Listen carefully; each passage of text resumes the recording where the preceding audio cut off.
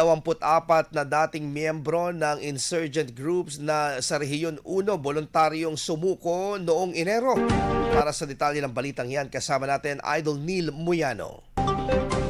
104.7 IFM Report. 24 na individual na may kaugnayan sa iba't ibang insurgent groups ang voluntaryong sumuko sa Police Regional Office 1 o PRO-1 noong Enero 2026.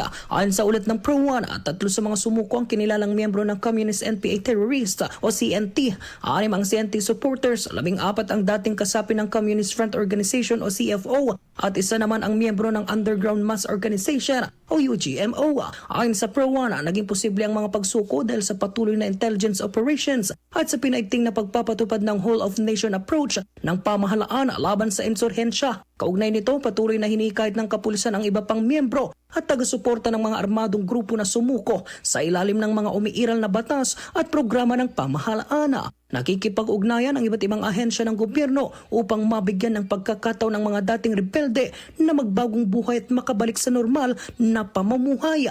Kasama mo mula rito sa FM News Sagupan, ito si Idol Neil Muyano, Tadak IFM. IFM News. IFM News. IFM News.